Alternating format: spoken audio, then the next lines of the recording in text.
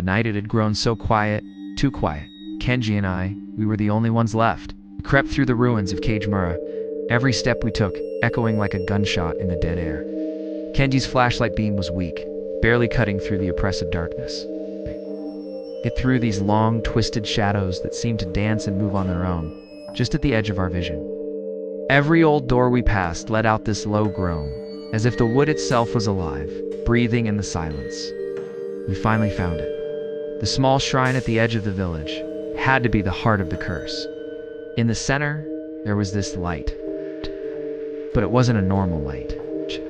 It was dim, and it pulsed, pulling the shadows into it. It didn't shine. Felt like it was eating the light, a hole in reality. Kutsuchi. We'd heard the name whispered in legends.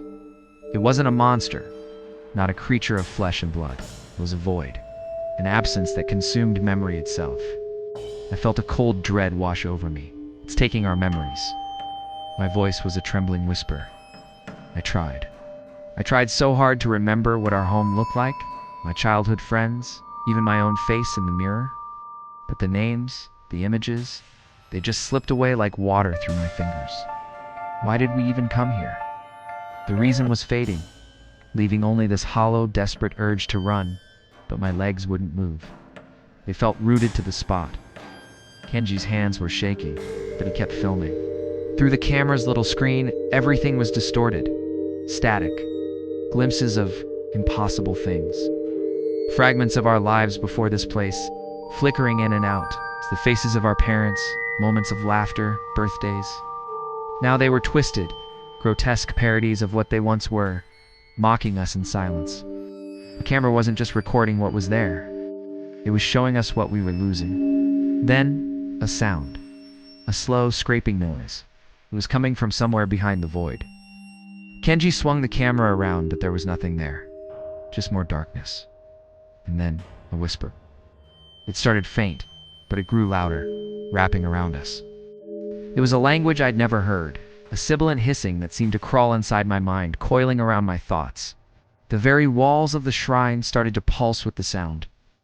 Kenji staggered back, and his flashlight beam caught something at the edge of the shrine.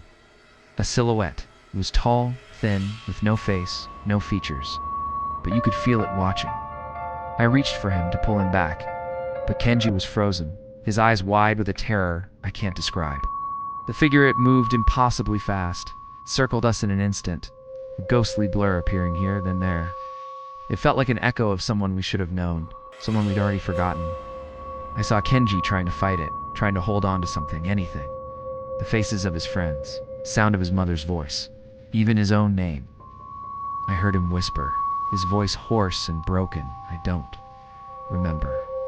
The void pulsed, and a wave of absolute cold washed through the shrine. I felt my body go light, like my limbs were hollowing out, replaced by a strange, floating emptiness. I screamed, but my voice sounded wrong, delayed, as if time itself was breaking apart. Along the walls, the shadows of our friends flickered into view. Daiki, Yuki. Their shapes were trapped, looping the same meaningless actions over and over, more twisted and horrifying than before. Then I saw another shadow join them, Kenji.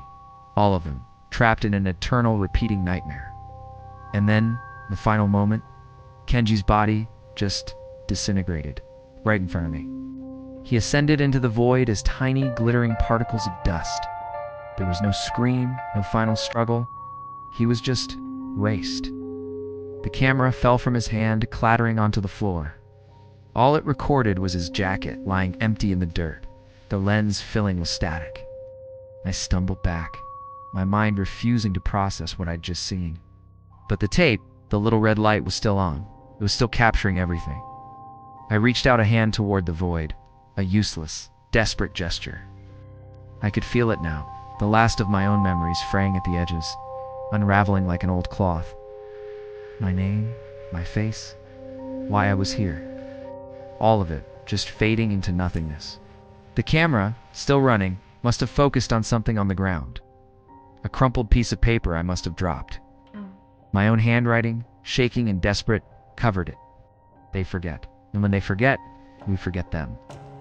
The words seemed to repeat, layered over each other, fading in and out like ghosts. The final shot? The tape shows the village in the daylight.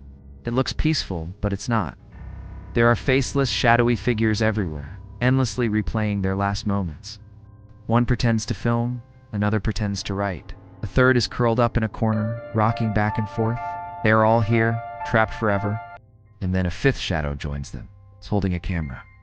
It turns slowly, its featureless gaze fixing on the lens on you. Is it a warning, or is it an invitation? The static rises, a low, deep hum that vibrates in your ears, and then cuts. Blackness. Silence. The tape ends.